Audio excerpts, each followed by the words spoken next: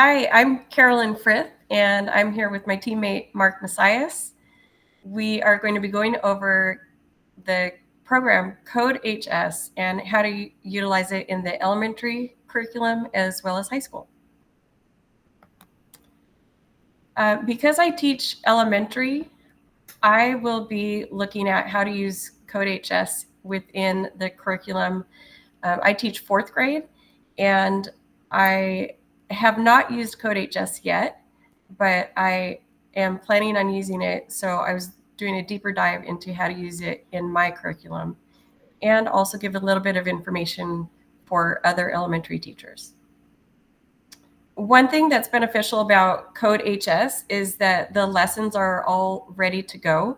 So because elementary teachers don't typically teach computer science as a separate course, then CodeHS actually has two different pathways to integrate CodeHS within the elementary curriculum.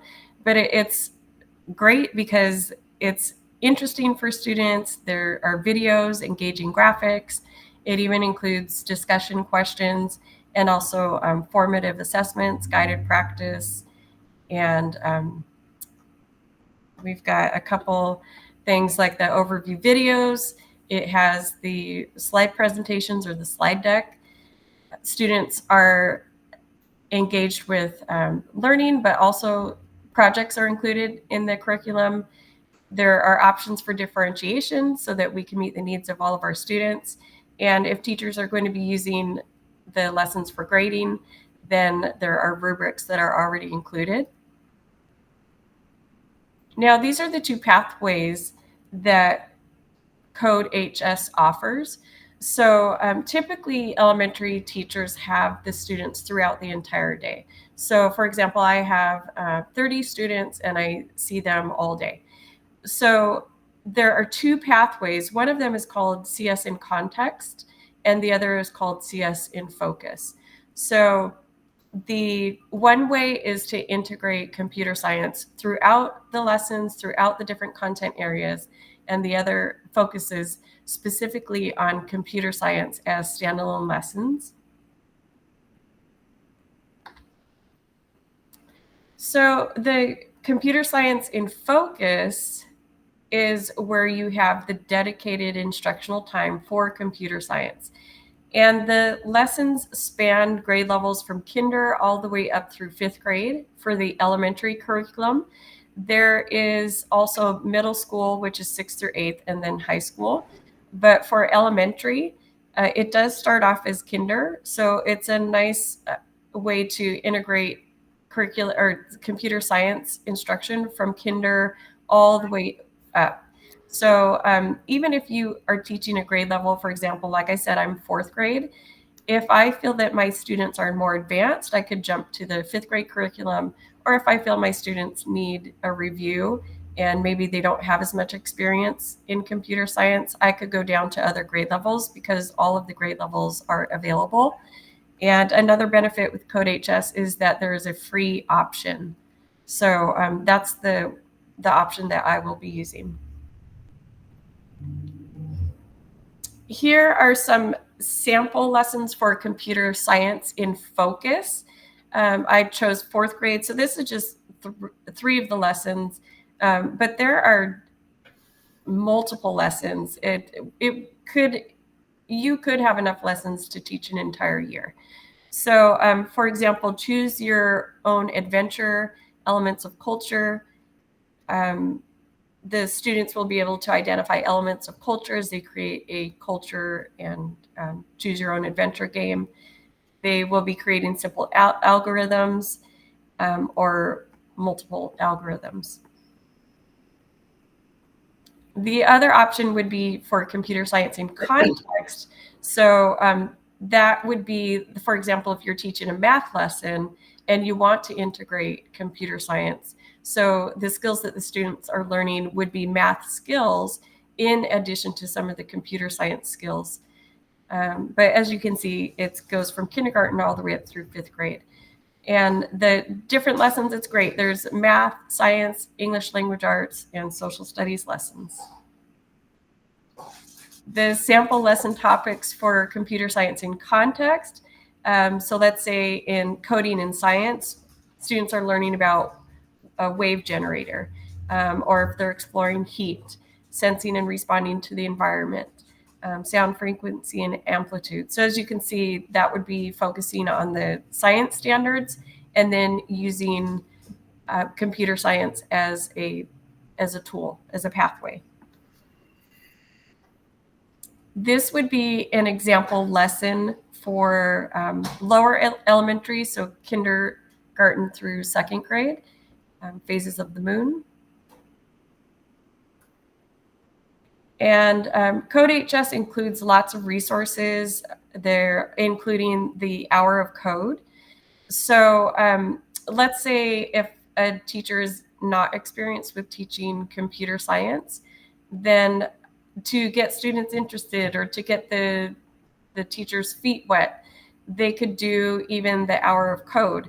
And we don't have to do hour of code during the designated time that's announced, throughout the United States or throughout the world. You can actually use multiple hour of code lessons in the classroom. Another option is to use hour of code for example, an after-school program. So that's something that I was considering doing, is starting an after-school program at my school. And so I could choose multiple options. I could either do the computer science in focus and select a grade level that I think would be appropriate for the group of students that I have during that after-school program. I could choose in context. So that would be choosing specific lessons in science or math, etc. Or I could focus on something like using the different hour of code lessons. And then because it's obviously 1 hour, that would be a perfect amount of time for an after-school meeting. So there are lots of supplementary and supporting content, resources, information that teachers can use or when using CodeHS, including professional development. So here are some other examples of sample lessons comparing organisms, and this would be specific science lessons for kinder through second grade. And practice with conditionals, so learning about algorithms and programming. This would be upper elementary, third through sixth grade. And then, like I said, there's the hour of code. As you can see at the bottom, you can sort through the different filters. And here it does include block coding and elementary, which obviously would be appropriate for a beginner coder, especially at the elementary level.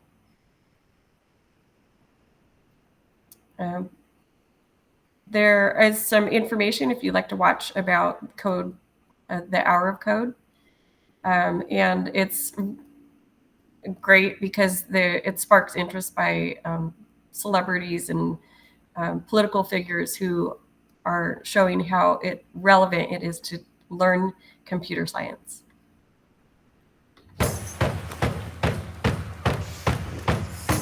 Hi and Lab. And you can watch that at your leisure. And so hour of code, you can either organize as a school or you can do it as a standalone in your classroom. And CodeHS gives some suggestions about how to include the hour of code if you are interested. And that's it. I'd like to hand it over to my teammate, Mark. All right. Thanks, Carolyn. I'll share my screen when you can take yours off. Good job. So I'm Mark Messias. I teach at El Monte High School, and this is all new to us. So we're just trying to hopefully give you something relevant to take back with you. I'm looking forward to hearing some of your presentations. I don't know if what I'm doing is the best thing, but I just like to share what I do in class, and if you have something better, I would be open to just to that. So I teach in high school. I've been teaching for over 5 years now. It's been quite a journey. Went through many PDs and went from just teaching an intro class to AP class, and then I'm added a pathway class. So I really like CodeHS. I switched to CodeHS because it has so many different programs. You can look through the course catalog in CodeHS. They anywhere from AP classes to intro. I use the intro for recruiting for my AP class and to recruit for my pathway as well. All right, so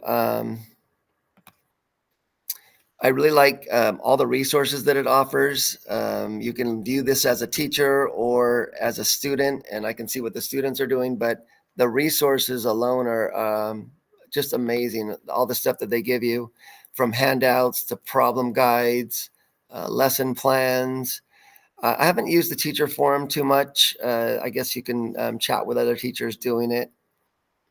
Glossary of words that you need.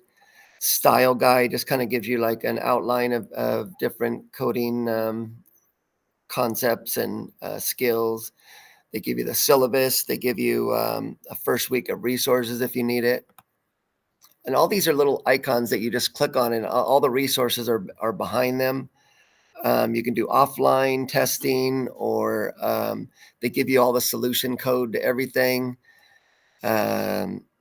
The Career Center, and I'm just finding this out. There's so much in the Career Center. I haven't really looked at that too much, but there's a lot of things that students can kind of look at as far as how coding is used in different careers.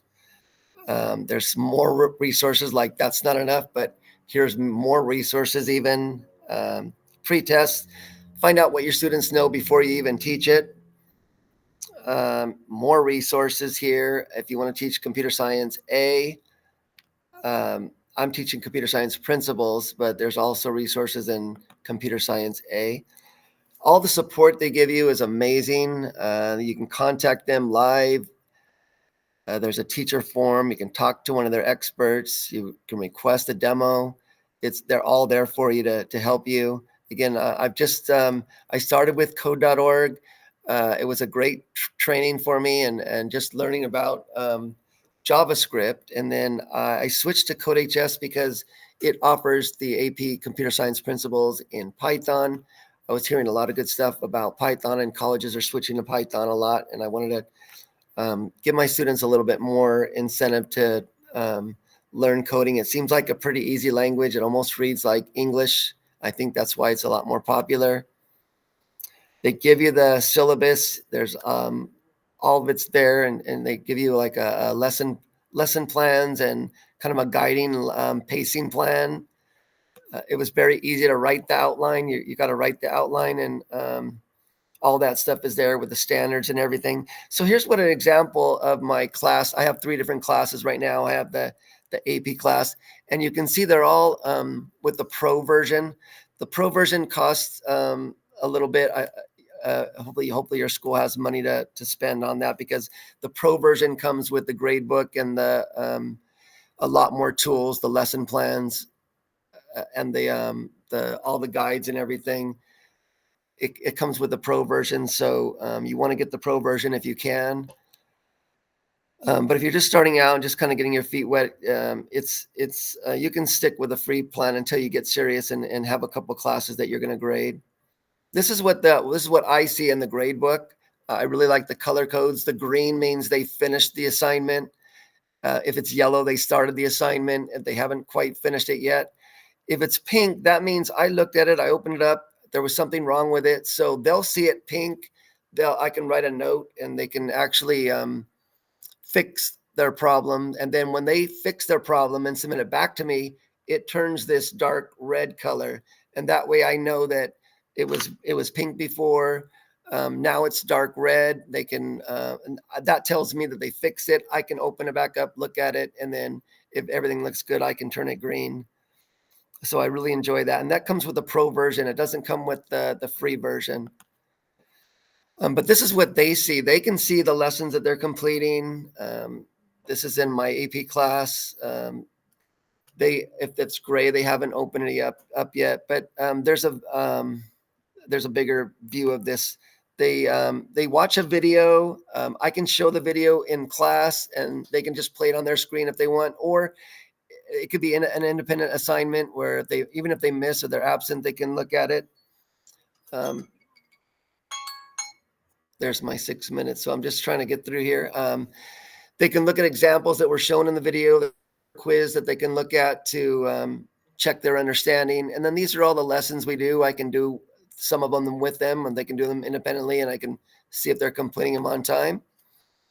There's a quick video. So that's just kind of an example of what a video looks like. I won't play that, but you can watch that if you have the capability. But each lesson comes with that video. Hi.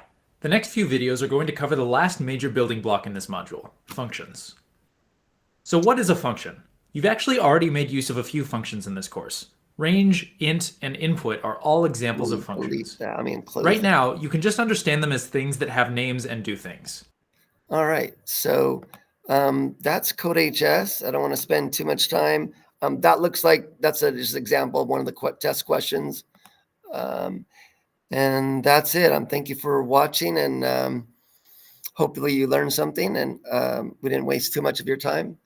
But thank you very much. Have a good day. All right, I'll turn our recording off.